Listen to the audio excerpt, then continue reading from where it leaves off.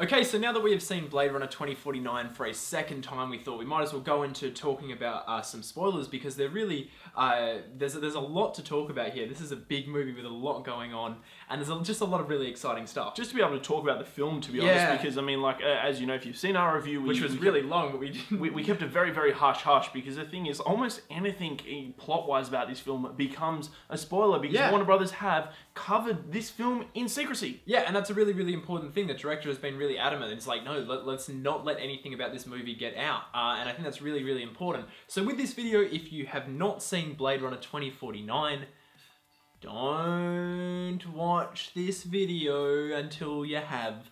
Please, please do not ruin it for yourself.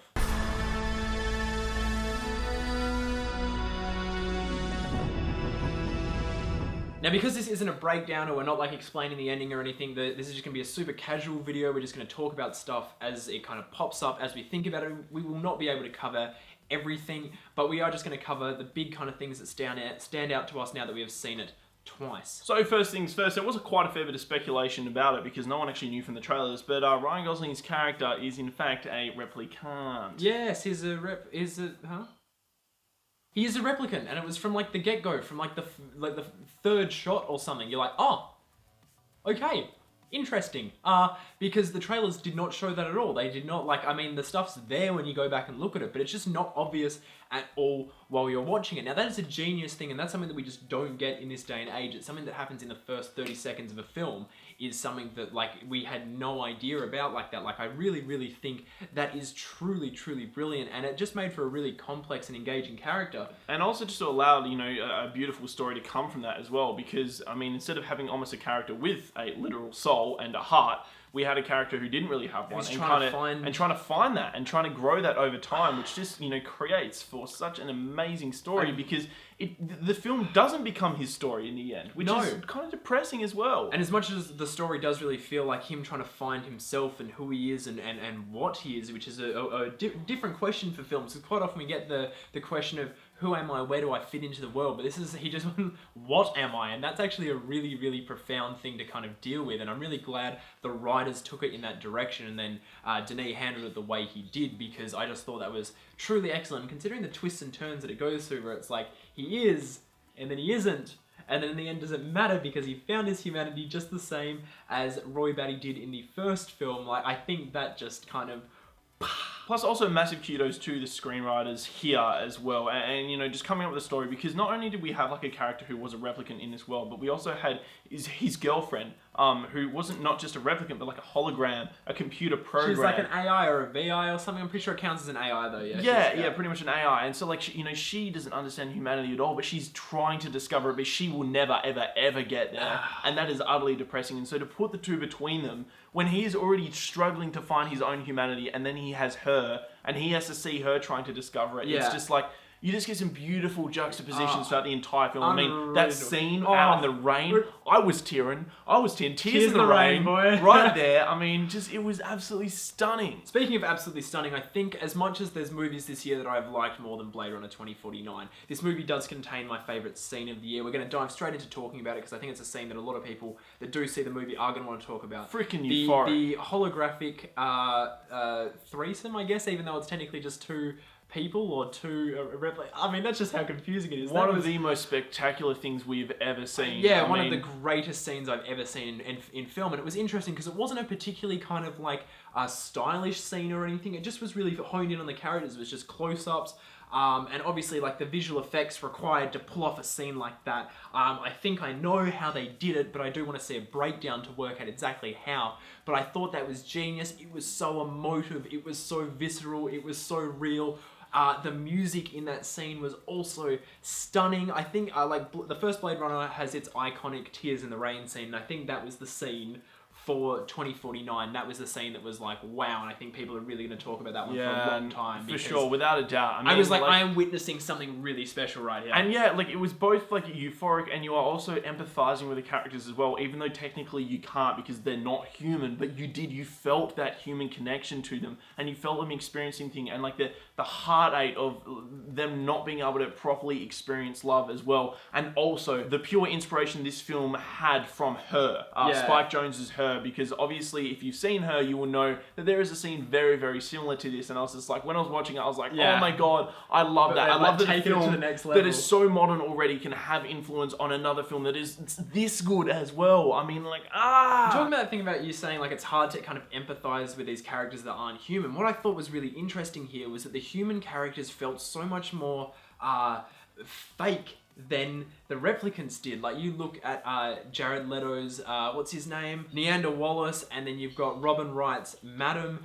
Those two characters, the main humans we kind of deal with in this film, and they just were like almost robotic. Like, I thought that was a really, really interesting contrast. Especially when the film kind of played with this idea and building to this idea of being more human than human as well, which ended up kind of weirdly being like, instead of being more human than human, it ended up becoming like what we should be, which is kind of like a species where that we shows find our humanity. Yeah, it kind of shows love and appreciation for one another as well, because obviously the humans we see in the film don't really show much love, whereas it's actually the replicants which are aching for it. They're the ones that are wanting it, and when they do find it, that's all they want to get. And just jumping all over the place here, the third act of this movie really kicks it into a completely different gear. It really is full on, I think.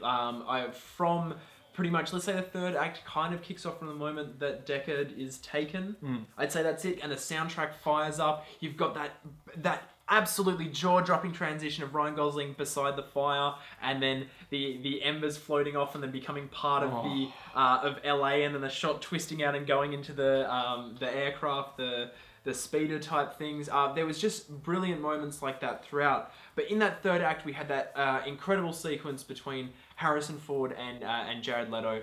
And I love the fact that the film never actually discussed, never confirmed, is Deckard a replicant or not. And also, I don't think it was a question that he had even come across until Neander Wallace raised it to him. And Harrison Ford in that scene, just throwing it down, that shock coming over his face while there was that rotating light overhead that kept casting them in darkness and then in light and then in darkness again.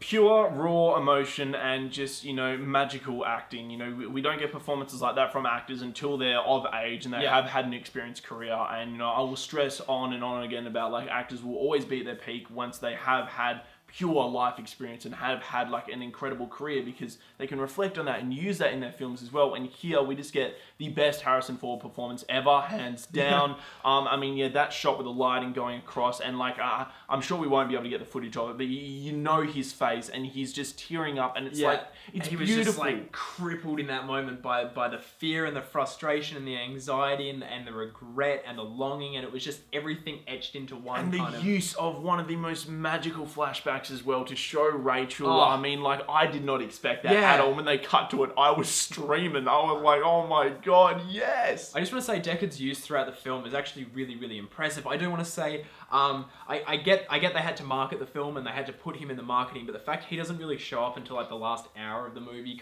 I was frustrated by the fact I was waiting for him the whole time, because then I found I was waiting for them to go in that place that was like the orange lighting that we'd all seen and raved about from the first two trailers, which were all we watched, by the way. If you didn't know, we had only seen the first two trailers before going into the movie, and we wish we had not even seen them.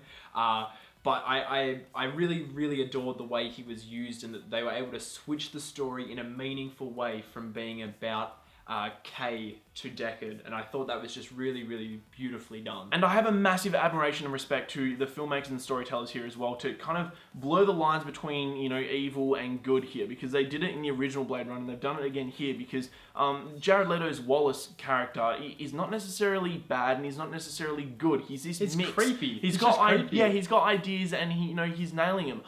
He doesn't have ethics, but is the main thing. This guy's got like zero empathy. He's got like no human emotions. He's just got ambition. I think that actually creates for a really, really interesting character. Yeah, and especially when we don't know his backstory either, which, like, I don't really want to know. I'm fine with not knowing it, but, like, it also allows, like, the guy's blind. He's obviously been through a lot, and he's, achieved a lot. He saved humanity as well. So, I mean, like, he's got a lot of reasons to do what he wants to do. Plus, also, so much respect for them having, like, these new replicants only obeying.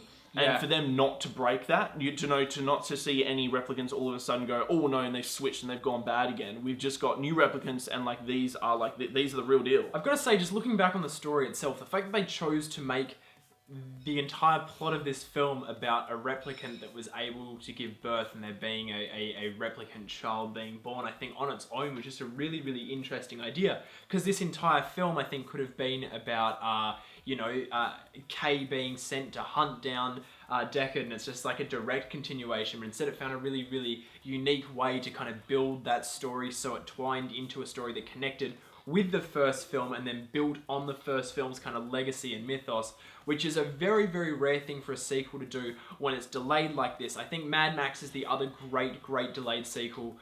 We have seen Fury Road. But even then, that didn't really build too much on, like, it ran with, like, one kind of idea and feeling that Max had, and then just was like, okay, we're doing a new story. Whereas this here really does feel like, while the two films look and almost feel nothing alike, they are inherently linked. Like, this is part one and this is part two. Like, I really... Plus, also, I don't know, I haven't spoken to you about it after watching for a second time, but, rewatching this film, it definitely feels a hell of a lot different the second time, knowing that we've got a replicant character, that kind of...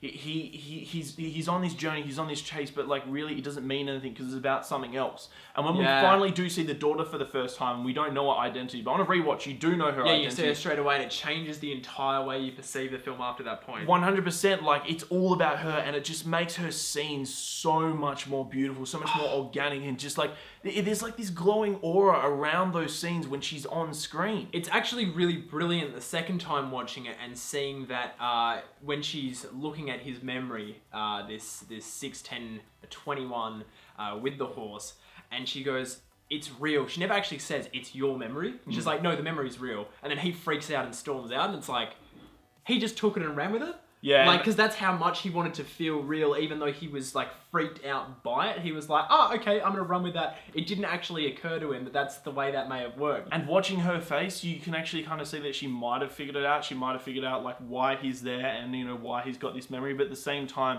she's also kind of reflecting on that as her own memory herself. There's just so much you can get. I mean, like, kudos to her, because I don't think I've seen this actress in anything before. But I hope she pops up in a lot, because she had a lot to deal really with here. Magnetic as well. So much internal, feelings that she had to put out, but like even her crying, she cried a lot. Like, that takes a lot, and to also make it look real. I mean, I think this is a film that's definitely too big and too smart and too ambitious and has way too much symbolism and metaphor to kind of break down in a spoiler talk like this. Here we're just kind of talking about things that happen and what we thought of them. I think it's the kind of film that needs to have stuff written on it, people examining it, exploring it, breaking it down. I think you can only really touch like the tip of the iceberg here, because this film is like monumentally massive. 100%. I mean, like, it's something that I raised in the review, and I can constantly keep thinking about it as well. Is like our lead characters here and how much they are listening, and how much that is so different from other films, and just watching them listen and kind of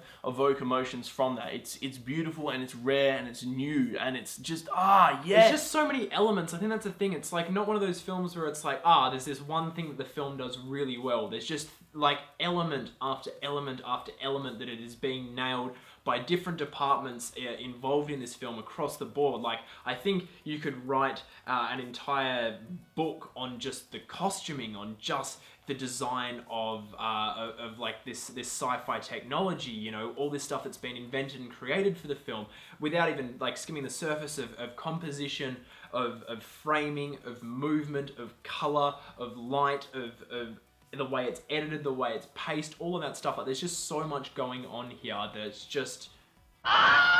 And I've got to say, I absolutely love that they built on the original Blade Runner world and kind of disregarded our own world of 2017 and where technology's at and stuff like that. Yeah, because it's like, we're not going to get to there by 2049. Yeah, no, like, but like, even having, obviously, like, it was back in, the 80s and the 70s and stuff, and they were like picturing this idea of 2019, and now we're almost here, but they're like, no, we're not going to worry about that. We're going to take what they pictured and we're going to build upon that. Yeah, advancing that. They didn't go like throwing, it's like, okay, there's smartphones and there's this. Like, it wasn't an idea of what we now think that 2049 would be like. It's like, what did they think back then?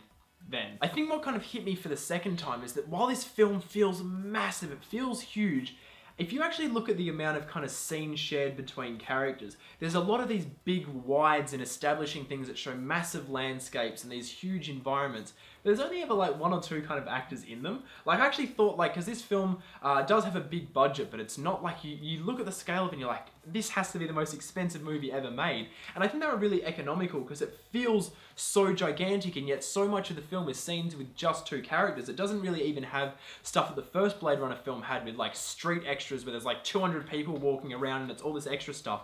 It's just really economically designed so that the world feels completely organic without ever going and doing like a full kind of Star Wars cantina type thing. Just those little details, those little patches, little pockets of kind of human civilization, and the rest is just kind of empty space or skylines or whatever, but it just kind of builds a really strong environment. Now, in our review, we did say that there was this kind of feeling of setting up for a sequel, and I want to say, like, now that we're talking in spoiler terms and I can talk about it a bit more freely, I do feel that there are problems with the third act, and it's not necessarily stuff that is dysfunctional and stops the movie from working, but things where ideas are explored that stop me from probably connecting to it fully. Aside from the fact that the last scene, I do think Villeneuve could kind of have pushed for a couple of longer, more patient shots that kind of got closer into the face and kind of immersed us a little bit more in those kind of final few moments. I do think certain scenes, like introducing this idea of a replicant uprising,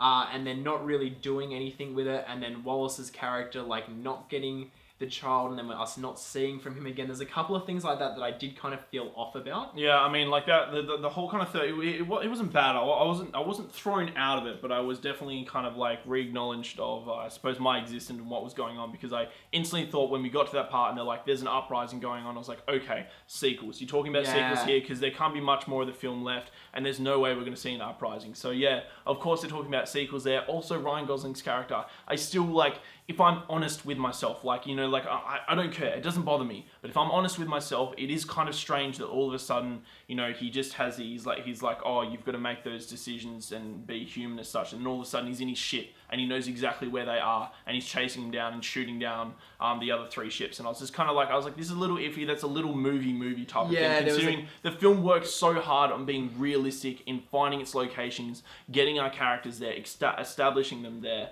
and then all of a sudden at the end it was kind of like, oh, quick, no, we're just going to wrap it up. And I was like, it didn't bother me, but I was at the same time, I was like, the rest of the film was so perfect. There was definitely a couple of those things towards the ending, which I don't think, it did not take away from my enjoyment of the film or my utter awe in how brilliant it is, because all of the moments worked and the direction had such conviction that it overrides those things. But I do just want to address the fact that there are those kind of things there that we did think, yeah, it could have been done better. I think or it's just differently. and it's hard. I mean, when your film's working and it's peaking at like a 10 to 11 out of 10, it's like the slightest thing just it makes it a little bit more obvious. Feel it? Yeah, and it doesn't mean it's a bad thing whatsoever, guys. It's just like when a film is this good and that tight, when something is like a little off, you can see it a bit more. You're going to notice it. I do want to say as well that there are a lot of kind of great little references when I'm the type of people who do entire videos and look at all these different references that the movie had, because you guys can have fun picking them out for yourself. But there were certain things where I love the fact they kept like Atari. Atari is not really even a thing anymore at all, but they kept that massive kind of Atari logo. They still had the Coke promos. Obviously it's a Sony film, so there were product placements, but it did feel done in a Blade Runner type way. And just throwbacks to how kind of like the original Blade Runner, you know, worked and functioned, and its scenes as well. Like, I mean, that kind of Chinatown inspired thing they kept. Yeah, and like little things like having Ryan Gosling's character kind of work with his little drone thing and being like closer, no, 6, 9, 8. Oh yeah, when like, he's scanning and stuff. Like doing scanning, like Harrison Ford did that, and he spoke very similarly. So like you could see those throwbacks that like weren't necessarily throwbacks, but they were there. Yeah, they're not like, cool. Remember this. It's like details where they actually took something that happened in the original film and repurposed it in this movie in a way that it's like, that's using ideas from the first film rather than just going, hey, drop that reference. Yeah, it's kind of like smartly integrated. Yeah, it was the language that Blade Runner had originally created, and it was like, well, like there's no need to forget that. We can still use that, and so they used it and built upon it, which was really sweet. You know what else I'm curious about is the inner anatomy of a replicant, considering they have like actual bones. I mean, that was interesting. It was I don't strange. know if that's a hole or a problem, and I don't think it is. It's just something I'm very curious as to what they're actually made of. How do they make it? Because they've got serial numbers on their bones, but they look like actual... what is that process? It was cool. It was really cool. And I mean, like that scene with Jared Leto and, you know, like having his angel come down for the first time, kind of giving her life and then killing her. That was something else. There's got to be some form. Someone smarter than us is going to pick that apart and work out something genius. That was freaky. Ooh. So I guess overall, Blade Runner is just a fantastic movie. We've really only kind of scratched the surface here. There's so much more that we could dive into, but we don't have time to talk about it all and to keep editing videos on this film. Yes, we may do another video essay on this actual film at some point, but for now, they're just the big things that stuck out to us. We've probably still missed some because this is such an enormous movie. But yeah, that's just what we've covered for now. Yeah, I mean, like, if you got anything else, just something, well, I'm sure you do, just start letting us know in the comment section below. Tell us your thoughts and feelings and your feelings. Because there's a lot of feelings here, and we want to hear about them. So that was us discussing Blade Runner 2049. Let's get discussing in the comment section down below. And while you're down there, it's probably worth hitting our subscribe button if you want to see more stuff from us. And don't forget to check us out on Facebook, Instagram, Snapchat, and Twitter, and Patreon, because we're on there and we really appreciate your support and love.